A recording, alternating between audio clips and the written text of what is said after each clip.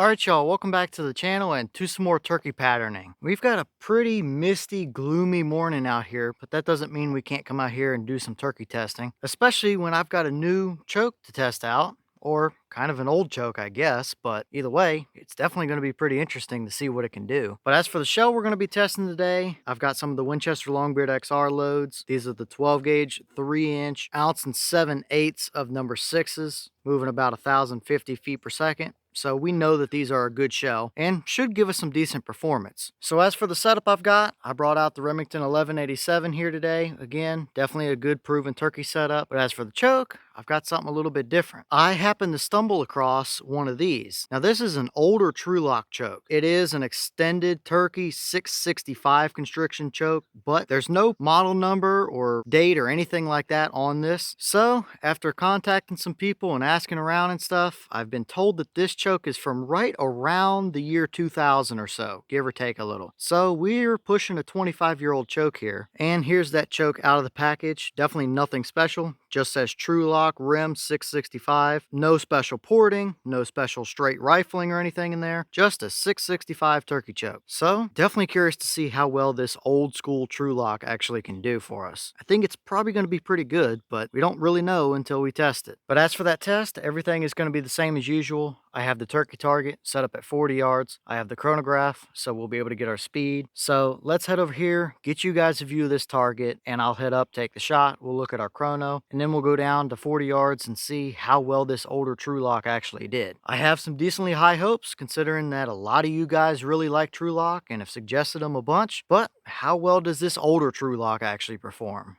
Let's go over here and shoot around and see what happens.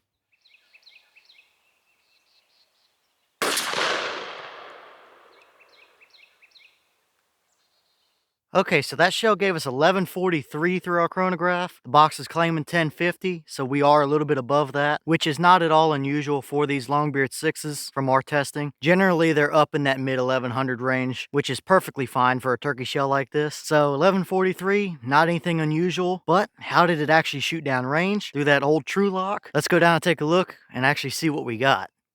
All right, so now we're down here at our 40-yard paper, and this is what we got. Now, I gotta say, this is nothing short of impressive. I mean, that is a beautiful hunting pattern right there. It's nice and hot in the core area, but still gives you plenty of leeway. I mean, that paper is 12 inches wide from edge to edge, and there's nowhere in there that that bird would be able to move his head to and get away from you, plus a little bit on either side. So absolutely a beautiful hunting pattern. And even on top of that, there's really next to no flyers in here. I mean, maybe one or two down there off the bottom, and maybe that one singular pellet over on the left, but 3 flyers out of a load of lead 6s. I can't complain about that whatsoever. In my opinion, if you're hunting with a lead turkey load like that, that's pretty much the exact pattern that you want to see. Sure, you can get a little bit tighter, you can get a little bit hotter of a core, but when it comes to turkey hunting, especially in the Virginia woods like I've got to deal with, where you could be in the woods, could be in a field, you could have a shot at 20 yards or 45 yards. I can't go wrong with that pattern right there. There's really not any kind of gaps or voids necessarily in there either. Maybe one right there behind his head, but I mean, that's not even quite the size of a golf ball. And as you can clearly see, it makes absolutely no difference at all in this pattern whatsoever. So absolutely no complaints from me whatsoever. That's about as good as you could ever ask for out of a shell like that. So off to a really good start for this Trulock choke, I'd say.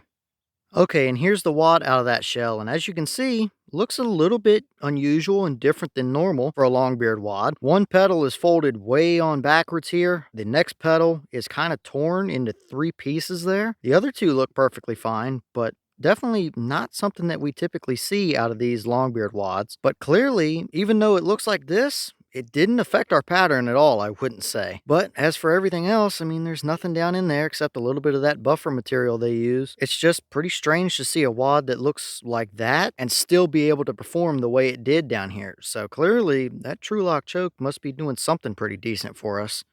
All right, y'all. Well, what did you think about that pattern right there? Really, you can't argue with that at all. It would absolutely be able to take a turkey out to 40 yards any day of the week. no doubt about it whatsoever. And for me, if I'm hunting with a lead shell, that combination and that performance right there is pretty much exactly what I want to see. Beautiful, even pattern with a nice hot core, but it still gives you leeway. There's really no flyers in the pattern at all. I mean, what, we saw 1, 2 flyers, something like that in the whole pattern. So as for these Longbeard shells, they did what they do yet again. And for that almost 25-year-old Trulock choke, I think we're off to a pretty good start here, that's for sure. So I'm definitely excited to get some other loads run through it and see what it can actually do, because I'm thinking we should have a pretty good setup here, that's for sure. But as always, leave your thoughts in the comments and let me know, is that about what you expected to see, or were you a little bit surprised? And if you have any more information about that Trulock choke, or have tested one like that or have one like that, then let me know your experience with it and how well does it perform for you. Leave all your thoughts about it down in the comments. But with that being said,